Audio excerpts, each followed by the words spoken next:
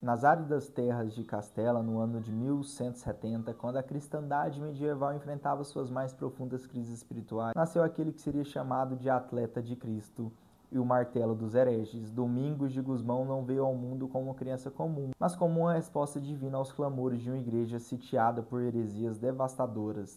Sua mãe, Joana d'Asa, mulher de extraordinária piedade, experimentou durante a gravidez fenômenos que a tradição católica reconhece como sinais proféticos. Durante toda a gestação, ela jejuava com uma disciplina sobrenatural, como se o próprio menino no ventre materno lhe pedisse penitência. Na véspera do parto, teve uma visão que marcaria para sempre a compreensão católica sobre a missão de seu filho.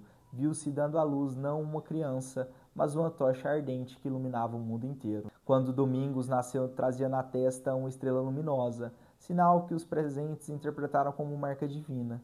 Este prodígio, registrado pelos angiográficos dominicanos e confirmado pela tradição da Igreja, prefigurava a luz da verdade que ele levaria aos cantos mais sombrios da heresia albigense. Nas universidades de Palência, Domingos revelou uma inteligência prodigiosa, que impressionava mestres e estudantes. Sua memória era prodigiosa, sua capacidade de síntese extraordinária, possuía uma biblioteca pessoal invejável, repleta de manuscritos raros e tratados filosóficos que representavam fortunas, mas foi precisamente neste ambiente de privilégio intelectual que Deus operou a primeira grande conversão de sua alma. O episódio que transformou o jovem estudioso em apóstolo dos pobres tornou-se paradigmático na espiritualidade dominicana, ao deparar-se com uma mulher cujos filhos morriam de fome.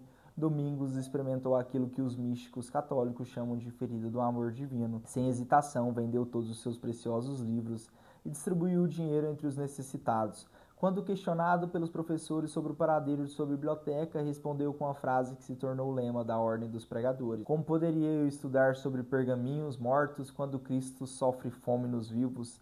Este gesto revelava uma compreensão profundamente católica da relação entre contemplação e ação, entre estudo e caridade. Para Domingos, o conhecimento teológico só tinha sentido quando ordenado à salvação das almas e ao serviço dos mais necessitados. A missão que definiria toda a vida de São Domingos começou quando acompanhou seu bispo, Diego de Azevedo, em uma missão diplomática ao sul da França.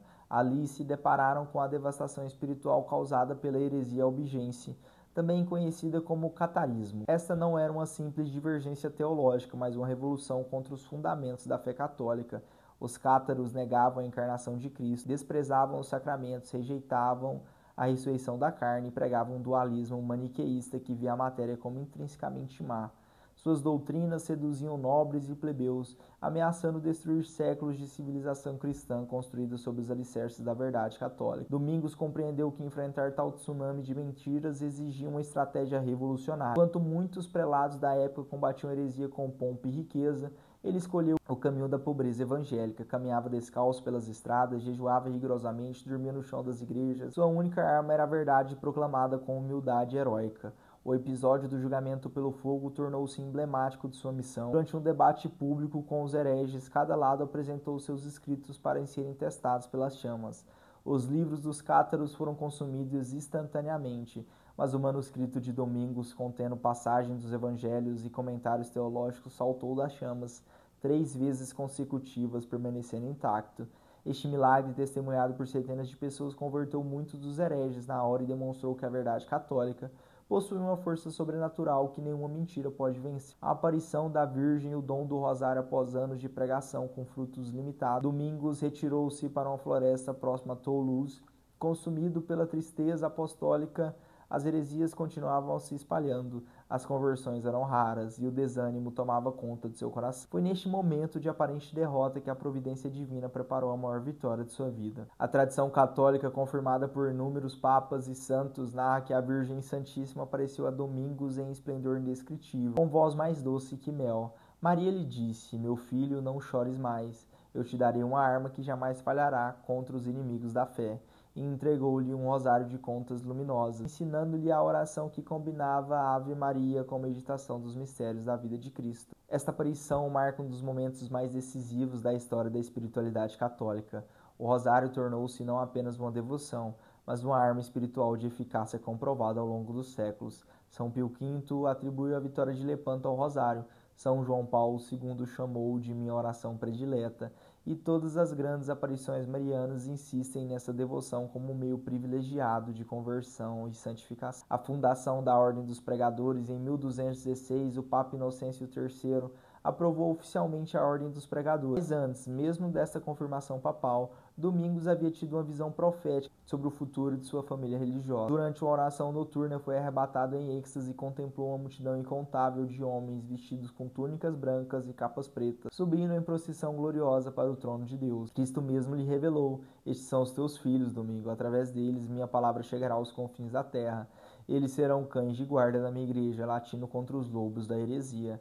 A visão mostrou-lhe também os grandes santos que nasceriam de sua ordem: Tomás de Aquino, doutor angélico; Alberto Magno, o doutor universal; Catarina de Sena, a doutora mística. A Ordem dos Pregadores nasceu com uma vocação específica: combater o erro através da pregação da verdade, unindo a vida contemplativa com o apostolado ativo. O lema "transmitir aos outros o que se contemplou" tornou-se o programa de vida de milhares de dominicanos ao longo dos séculos. Entre todas as devoções de São Domingos, nenhuma superava seu amor à Eucaristia. Passava horas prostrado diante do Santíssimo Sacramento, em adoração que frequentemente chegava ao êxtase.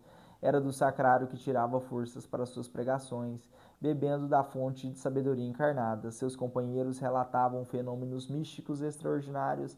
Às vezes o vinham elevado do chão durante a adoração, outras vezes uma luz sobrenatural o envolvia. Quando celebrava a missa, sua face transfigurava-se de tal modo que parecia um anjo. O próprio Cristo lhe parecia frequentemente conversando com ele como amigo. Esta dimensão eucarística da espiritualidade dominicana tornou-se fundamento para a ordem. A pregação de Domingos não brotava apenas do estudo teológico, mas da contemplação amorosa de Cristo presente no altar. Era nesta fonte que jorrava a eloquência que convertia os corações mais endurecidos. Domingos morreu em 1221, aos 51 anos, consumido pela vida apostólica. Suas últimas palavras foram a síntese de toda sua espiritualidade: não choreis, pois vós sereis mais útil depois da morte do que em vida. Essa profecia realizou-se plenamente. Canonizado em 1234, apenas 13 anos após sua morte, Domingos tornou-se um dos santos mais venerados da Igreja Católica. Seu legado perdura através da Ordem dos Pregadores, que deu à Igreja alguns de seus maiores teólogos, místicos e mártires, mas sobretudo através do Rosário, que continua sendo a oração mariana mais difundida no mundo católico. Cada Ave Maria rezada é um eco da oração que São Domingos aprendeu da própria Virgem Maria. 800 anos depois de sua morte, São Domingos continua atual, numa época em que novas heresias atacam a fé católica sob as formas do relativismo, materialismo e ateísmo militante. Sua figura emerge como modelo de pregador corajoso e contemplativo. Sua vida ensina que a verdade católica possui uma força invencível quando proclamada com humildade, caridade e confiança na intercessão da Virgem Maria. O rosário que ele nos legou permanece como uma arma espiritual de eficácia comprovada. Cada mistério meditado é uma escola de fé. Cada Ave Maria é uma súplica que atravessa os céus. Na batalha espiritual de nossos dias, São Domingos continua intercedendo por todos aqueles que, como ele, dedicam suas vidas à pregação da verdade e à salvação das almas. Que São Domingo de Gusmão rogue por nós. Em nome do Pai, do Filho e do Espírito Santo. Amém.